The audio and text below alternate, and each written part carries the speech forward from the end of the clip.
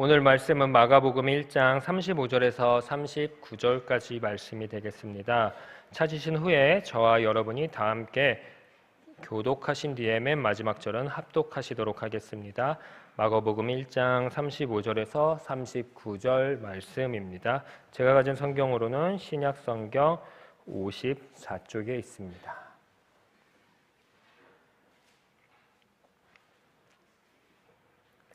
새벽 아직도 밝기 전에 예수께서 일어나 나가 한적한 곳으로 가사 거기서 기도하시더니 시몬과 및 그와 함께 있는 자들이 예수의 뒤를 따라가 만나서 이르되 모든 사람이 주를 찾나이다. 이르시되 우리가 다른 가까운 마을들로 가자. 거기서도 전도하리니 내가 이를 위하여 왔노라 하시고 이에 온 갈릴리에 다니시며 그들의 여러 회당에서 전도하시고 또 귀신들을 내쫓으신지라. 아멘. 그 거주민은 내가 병들었노라 하지 아니할 것이니라. 거기에 사는 백성이 사죄함을 받으리라. 아멘. 이 말씀은 이사야가 기록한 말씀입니다. 찬란한 미래를 바라보고 말이지요. 시온성에서 죄사함을 받는 구원의 날이 이루어질 것을 기대하고 소망하면서 말이죠.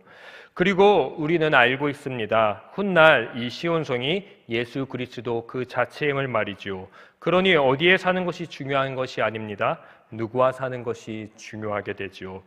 이스라엘에 사는 것이 중요한 게 아닙니다. 이스라엘 성전에 가는 것이 중요한 것이 아닙니다. 예수와 함께하는 것이 중요합니다. 왜냐하면 예수 자체가 성전이 되었고 예수 자체가 구원이 되었고 예수 자체가 새 생명이 되었기 때문입니다. 5월 21일 주일 다들 무슨 주일인지 알고 계신가요? 네, 119 새생명 축제입니다. 제가 꼭 한번 따라해보고 싶은 게 있었습니다. 제가 더 해피데이 하면은 당신이 더 행복했으면 좋겠습니다. 한번 해주시면 너무 좋을 것 같아요. 한 번만 딱 해볼게요. 네, 더 해피데이. 네, 막 하려고 하니까 막상 이렇게 어색해서 잘 안 되네요. 네, 유재원 목사님 너무 잘하시더라고요. 그래서 본받고 싶었어요. 어떻게 이렇게 앞에 나와서 너무 표정 하나 안 바뀌고 잘하실 수 있을까 부럽기도 합니다.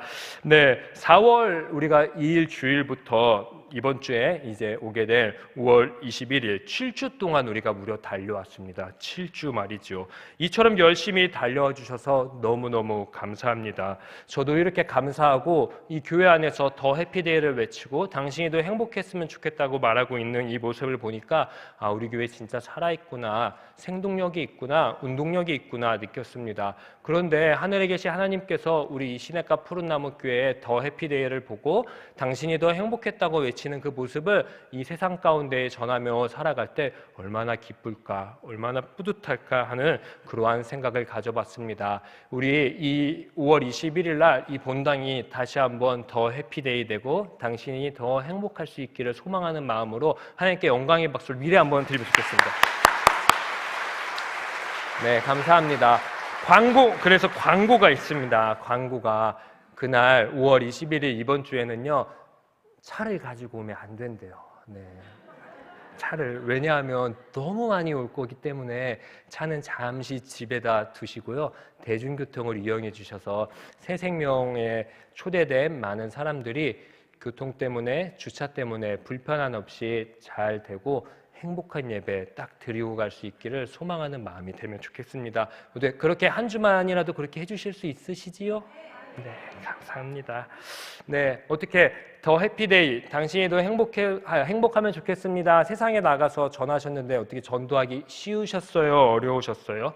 어렵죠. 네, 전도하기 참 힘든 세상인 것 같습니다. 저희도 저번 주 우리 유년부도요, 새 생명 전도 축제를 부서에서 했습니다. 달란트 잔치를 열어서 우리 아이들이 전도하게 되면 달란트를 주겠다 하면서 우리 47명의 아이들이 거의 3월부터 쭉 이 달란트를 모아가면서 전도 축제에 임했습니다. 그런데 당일날 몇 명이 왔는지 아십니까? 네, 1명 왔어요. 장결자 1명. 그리고 그 다음에 그 장결자를 따라서 새 친구 1명, 그렇게 2명 왔습니다. 네, 개인적으로는 정말 아쉬웠습니다. 아파서 그날 못 온 친구 2명 있었고요. 여행 간 친구 1명 있었습니다. 원래 3에서 4명 더 오기로 했는데 더 못 왔습니다. 개인적으로 많이 좀 속상했어요. 왜 속상했냐면 인간이기 때문에, 저도 사람이기 때문에 그 결과값에 대한 기대치가 나름 있었습니다. 이 정도 오겠지. 근데 현저히 떨어져서 좀 아쉬웠고, 두 번째 아쉬운 거는 과정의 아쉬움이었습니다. 다시 복귀해 보니까 내가 이 전도 축제를 열어가면서 충분히 하나님께 기도했나? 우리 교사 선생님들에게 충분히 어필하고 함께 기도하자고 했나? 내가 이 전도 축제의 의미를 우리 아이들과 더 잘 나눴나? 우리 학부모님들에게 잘 나눴나? 그러한 과정에 있어서의 다시 한번 복귀를 하며 아쉬움을 가져보았습니다. 그러면서 다시 한번 이렇게 연밀히 평가를 내린 뒤에 다음 스텝을 밟아갔습니다. 계속 기죽어 있으면 안 되잖아요. 그래서 다음 스텝을 밟고 있습니다. 오늘 못 온 친구, 이 세 친구가 앞으로 어떻게 하면 우리 교회에 올 수 있을까? 그리고 또 새로운 친구들이 어떻게 하면 우리 시냇가 푸른나무교회 유년부에 손쉽게 다가올 수 있을까? 그러한 부서를 좀 만들어 보아야겠다는 기도를 하며 부장님과 간사님과 이제 곧 또 회의를 할 예정입니다. 네, 저는 앞으로의 일, 그리고 길들을 만들어 갈 때 한 가지 나름의 원칙이 있습니다. 그 원칙은 바로 혁신적인 미래에 일어날 일들을 막 혁신적으로 내놓는 프로젝트들이 있는데, 그런 것을 바라보는 게 아닙니다. 바로 뭐냐면 먼저 과거에게 묻습니다. 과거에게 물어 해답을 찾습니다. 그리고 그 물어서 해답을 찾은 거에 현재의 진단을 하고 미래에 적용을 합니다. 그것이 제 원칙입니다. 그래서 나름 한번 물어봤습니다. 과거의 말이죠. 지난날 초기 한국 교회의 말이죠. 그리고 현재와 미래의 하나님의 말씀에 다시 한번 그 말씀을 읽어보았습니다. 이렇게 묻고 읽으면서 묻다와 읽다, 이 묻다와 읽다의 동의어를 보게 되니까 묻다와 읽다를 반복하게 되면 파악하고 짐작하고 알아챌 수 있다고 합니다. 묻다와 읽다를 계속 반복했습니다. 초기 한국교회에 계속 물어봤습니다. 어떻게 전도하면 될까요? 어떻게 하면은 그 당시에 부흥이 있었습니까? 물었습니다. 그리고 현재 답변해주고 있고 미래의 삶을 예견할 수 있는 하나님의 말씀을 계속 읽었습니다.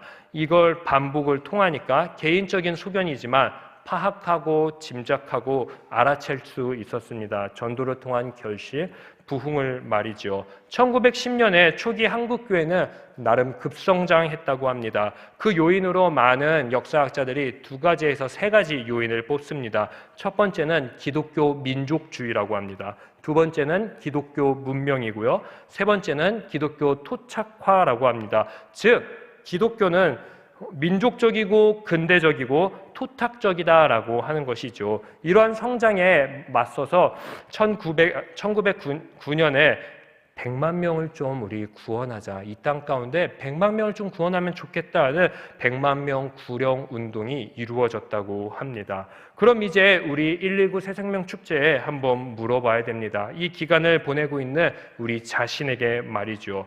우리는 초기 한국교회처럼 내가 전하는 복음과 삶은 기독교 민족주의, 나라를 사랑하는 마음이 내 자신에게 있는가? 그리고 그 나라를 사랑하는 마음이 내 모습을 통해서 삶의 그 영역 가운데 표현되고 있는가라는 진단을 해 보셔야 됩니다. 그리고 두 번째로 내가 전하는 복음은 인혼동의 근대화를 이루어가고 있는지, 정치, 경제, 사회, 문화, 기독교 세계관으로 점점 바뀌고 회복되고 있는지 한번 물어보아야 됩니다. 마지막으로 3번째입니다. 토착화이죠. 내가 전하는 복음은 토착화를 이루어가고 있는가이죠. 즉, 시냇가 푸른나무교회스러운 시냇가 푸른나무교회다운 전도 방법이 이 교회 가운데 뿌리내리고 내 자신 가운데 뿌리내려서 내가 전하고 있고 내가 걸어가면 시냇가 푸른나무 교회 교인이구나 하는 그 냄새가 풀풀풀 풍기는지 한번 내 자신에게 한번 물어보셔야 됩니다. 이렇게 이제 물었습니다. 그 다음 단계 무엇을 해야 되죠? 말씀을 읽어야 됩니다. 마가는 마가복음 1장을 통해서 빠르게 예수님이 이 땅에 오신 이유를 설명하고 있습니다. 즉 하나님 나라 복음 전파자로 말이죠. 가버나움에서 성공적으로 하나님 나라 복음을 예수님께서는 전하셨습니다. 마가복음 1장 35절을 보게 되면 그 전한 다음에 아주 이른 새벽에 기도를 하러 예수님이 가시는 모습을 볼 수 있습니다. 예수님이 새벽에 기도하시는 것은 독특한 것이 아닙니다. 유대인들의 경건의 모습 중에 한 가지 특징 중에 하나였습니다. 그리고 나서 마가복음 1장 36절을 보게 되면 이런 예수님의 기도 시간, 기도의 모습은 제자들에게 전혀 어색하지 않았습니다. 그러니까 단 한 번에 눈을 떴는데 예수님이 안 계시니까 단 한 번에 예수님을 찾으러 갈 수 있었겠죠. 독특했다면 절대 찾지 못했을 것입니다. 이른 새벽에 기도하는 모습을 통해 예수님은 유대인과 나는 별개가 아니다라는 것, 유대스럽게 유대인처럼 기도했음을 보여줍니다.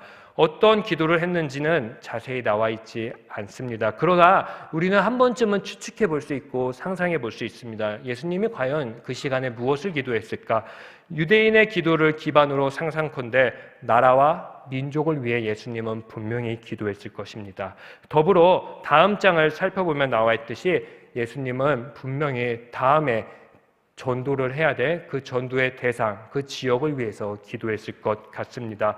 이렇게 기도하고 있는 찰나에 마가복음 1장 37절에 한 방해자들이 나타납니다. 그들은 바로 시몬과 그와 함께한 사람들이었습니다. 모든 사람이 주를 찾고 있습니다 라고 그들이 막 외치고 있었습니다. 이런 말을 하면서 예수님이 앞으로 나아가야 될 방향성에 대한 방해를 하기 시작하는 것입니다. 이들은 예수님께서 계속 가버나움에 있기를 원하셨던 것 같습니다. 이전에 전도가 먹혀 들어갔던 곳, 성공했던 그 장소로만 계속 예수님을 초청하는 것 같습니다. 왜 그렇게 할까요?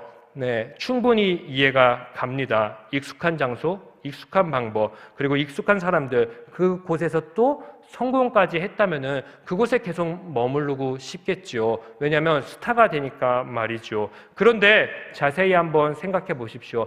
예수님이 만약에 그 제자들의 말을 듣고 그래, 가버나움으로 가자라고 했다면은 전도의 발길은 가버나움에서 그치고 말았을 것입니다. 하지만 예수님께서는 복음의 전파를 하기 위해서 그리고 그 복음 전파의 경험을 제자들에게 알려주고 싶었습니다. 그리고 현재와 미래의 해답이 예수님 그 자신의 마음을 제자들이 너무너무 알기 원했습니다. 그러니까 제자들에게 마가복음 1장 그 38절의 말씀을 잘 알기를 원하셨습니다. 예수님이 이 땅에 온 이유를 말이죠. 우리 함께 이 말씀 합독하면 좋겠는데 큰 목소리로 합독하겠습니다.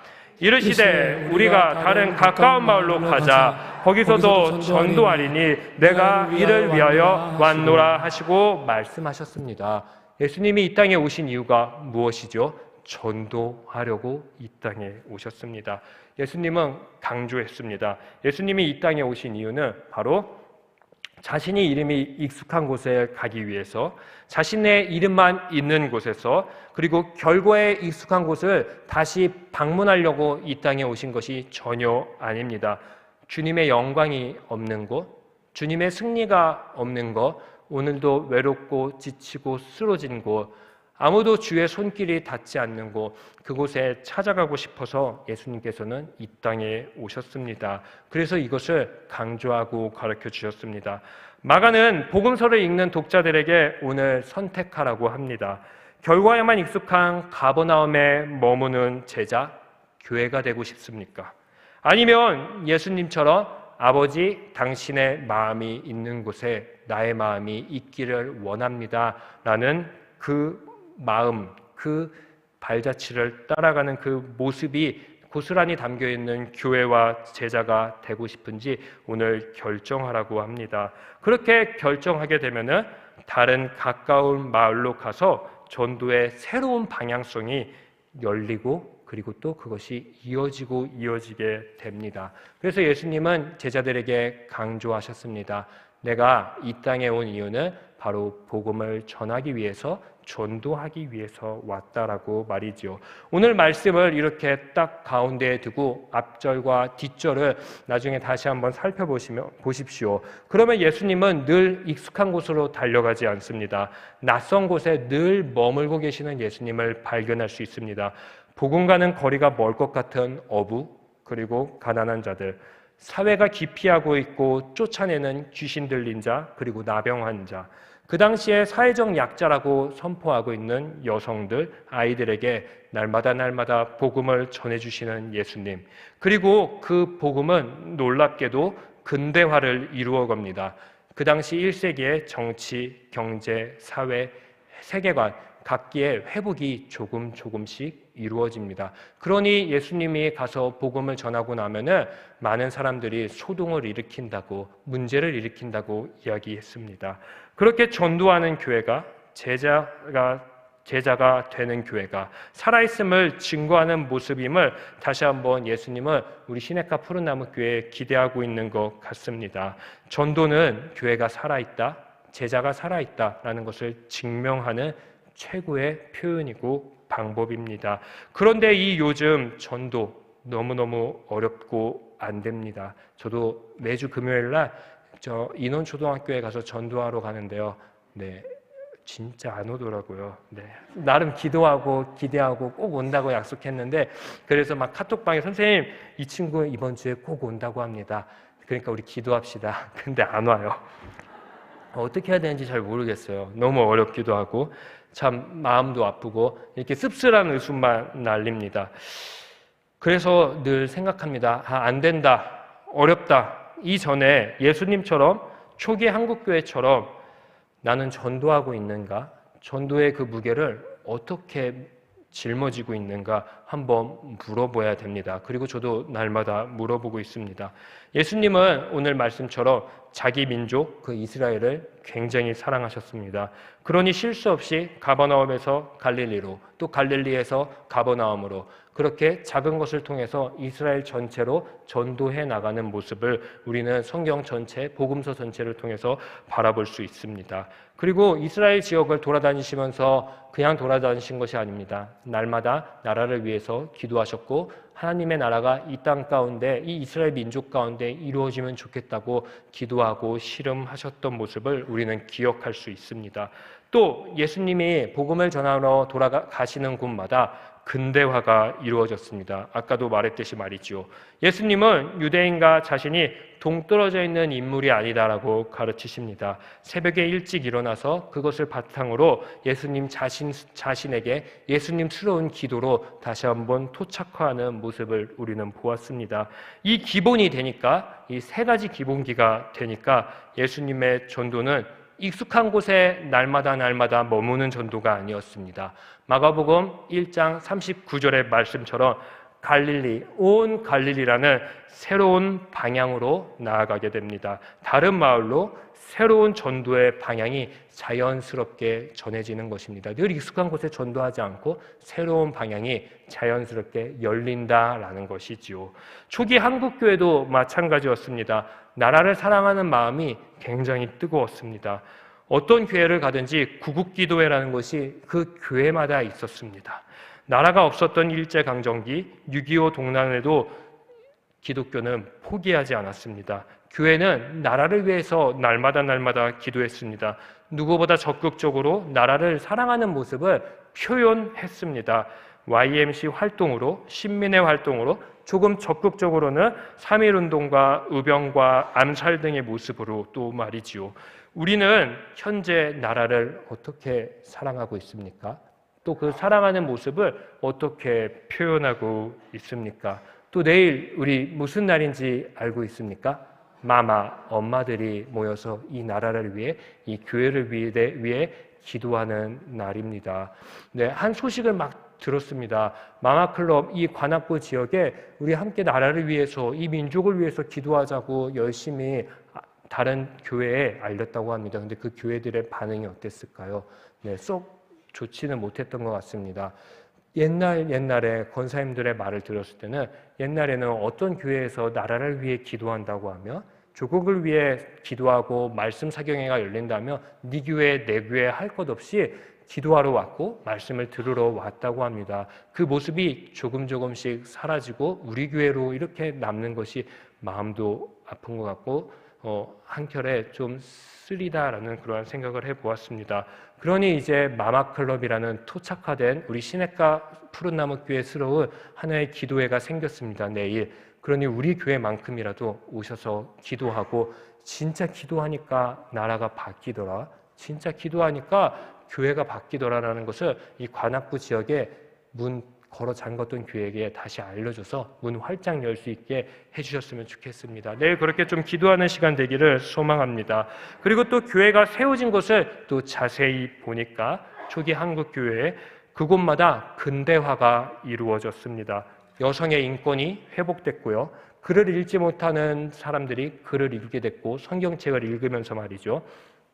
우리나라에 술과 담배가 가득했다고 합니다. 하도 술을 많이 먹어서 남자들은 집에 있는 마누라를 엄청나게 때렸고요. 그런 폭력의 삶. 근데 이러한 삶들이 기독교가 들어오니까 문명이 발전하고 기독교가 들어오니까 말씀을 듣고 남자들이 변했다고 합니다. 술에 쪄들었고 담배에 쪄들었던 그 삶에서 금연과 금주의 문화와 운동이 이루어졌다고 합니다. 그렇다면 우리도 한번 생각해 보아야 됩니다. 시냇가 푸른나무 교회가 이 인원동에 멋지게 세워졌는데 우리는 이 인원동의 근대화를 이루어가고 있는 교회인가요? 우리 고등부, 중등부, 그리고 또 청년교회, 유년부 이 학생들은 각 학교를 가서 근대화를 이루고 있는 학생들로 자라나고 있는지 우린 면밀히 살펴보고 그들을 격려해주고 사랑해주고 또 축복해줘야 됩니다. 초기 한국교회가 성공적으로 토착화시킨 것이 있습니다. 두 가지 평가하면요. 바로 적용하기는 어려운데 새벽기도랑요. 통성기도입니다. 네, 이 새벽기도와 통성기도 한국교회가 토착화시킨 유일한 멋있는 하나의 믿음의 유산이었습니다. 이 토착화는 하나님의 말씀을 읽고 듣고 보면서 그 지역에 맞게끔 그 교회에 맞게끔 다시 재해석하고 재적용하는 것입니다. 그렇다면 우리 시냇가 푸른나무 교회에 물어봐야 됩니다. 우리 교회는 어떻게 하나님의 말씀을 재해석하고 재적용을 하고 있는가? 이 새벽기도와 통성기도를 어떻게 적용하고 있는가? 담임 목사님이 매 회의 시간에 이야기하시고 회의 시간마다 저도 맨날 걸립니다. 김건모 너 새벽에 아이들 이름 불러가면서 요즘 통성으로 기도하고 있는가? 라고 늘 이야기하십니다. 그러면 우리 한번 119 새생명 축제를 지금 지나가고 있는 우리들에게도 한번 물어봐야 됩니다. 태신자 다 품으셨잖아요. 이 태신자 위해서 새벽에 나와서 통성으로 기도하고 있는지요? 이름을 불러가면서요. 더 해피데이라고 말하면 당신이 더 행복했으면 좋겠습니다. 그 캐치프레이는 날마다 울려가는데 새벽마다 그 구원하고 싶어하는 그 구원자의 이름, 새 생명의 이름이 선포되고 있는지 한번 귀 기울여 보아야 됩니다.